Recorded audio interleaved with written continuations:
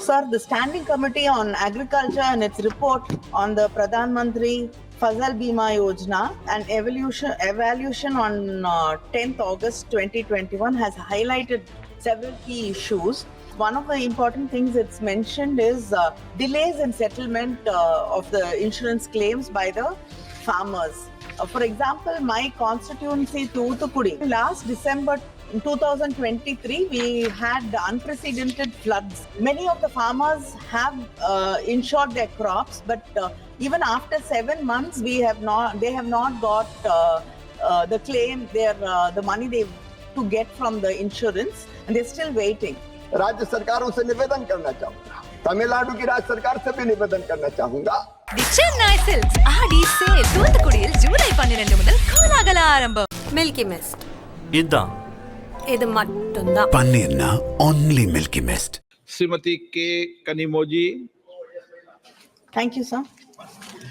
Sir, the Standing Committee on Agriculture and its report on the Pradhan Mantri Fasal Bima Yojana and evaluation on 10th August 2021 has highlighted several key issues, and including it's one of the important things it's mentioned is delays in settlement of the insurance claims by the farmers, and it is a very complicated process also to get the claims. And for example, my constituency Thoothukudi, during last December 2023, we had unprecedented floods, and many of the farmers have insured their crops, but even after 7 months, they have not got the claim, the money they to get from the insurance, and they're still waiting.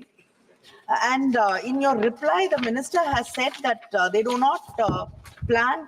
There's no proposal for constituting a committee of experts on simplification of the rules on crop insurance.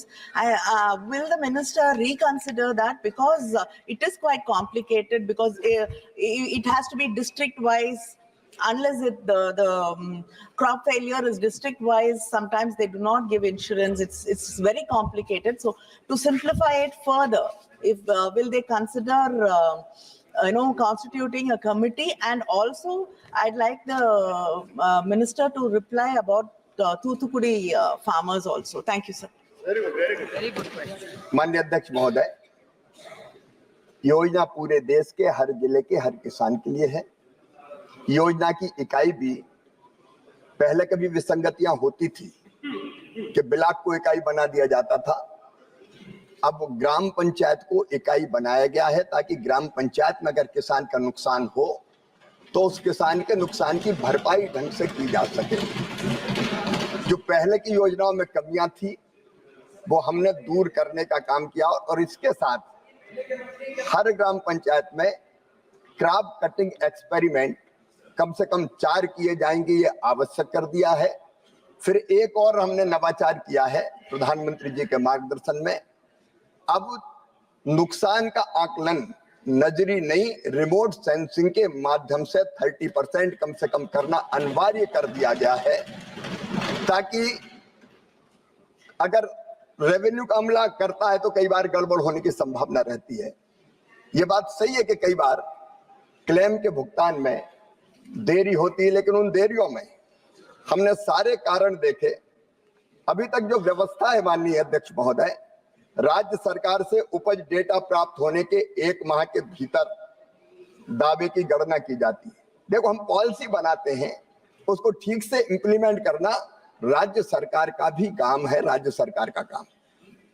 और उस दावे के भुगतान में अगर देर होती है तो अब एक प्रावधान में माननीय सदस्य जी को बताना चाहूंगा, हमने कर दिया है कि बीमा कंपनी अगर देर करेगी तो उस पे 12% की पेनाल्टी लगेगी, जो सीधे किसान के खाते में डाली जाएगी.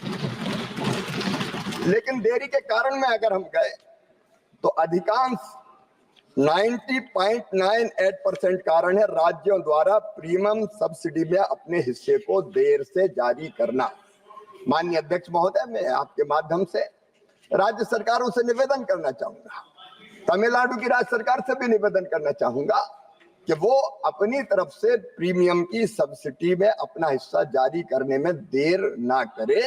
90% से ज्यादा देरी इसलिए होती है, कई बार उपज के आंकड़े विलंब से प्राप्त होते हैं, कुछ मामलों में बीमा कंपनी और राज्य के बीच विवाद कुछ होता है, कई बार किसानों के कुछ नंबर गलत आ जाते हैं, उसके कारण थोड़ी देरी होती है। लेकिन पहले एक और व्यवस्था थी कि राज्य सरकार जब प्रीमियम की अपनी राशि देती थी तभी केंद्र सरकार अपना हिस्सा देता था। हमने एक प्रावधान और किया है कि हमने राज्य के शेयर से अपने आप को डीलिंक कर लिया है और केंद्र सरकार अपना शेयर तुरंत जारी करेगी ताकि किसान के भुगतान में देरी ना हो। केंद्र सरकार का जो हिस्सा है वो तो उसको मिल ही जाए। और फिर मैं माननीय सदस्य जी को आश्वस्त करता हूं कि अगर क्लेम प्राप्त करने में देर होगी किसान को तो इसी खरीफ की फसल से ये 12% पेनाल्टी लगा के सीधे किसान के खाते में डलवाने का काम होगा। जहां तक योजना के बारे में कोई समिति बनाने का सवाल है, आज मुझे आवश्यकता महसूस नहीं होती। माननीय सदस्य अगर कोई सुझाव देना चाहेंगी तो उनका स्वागत है।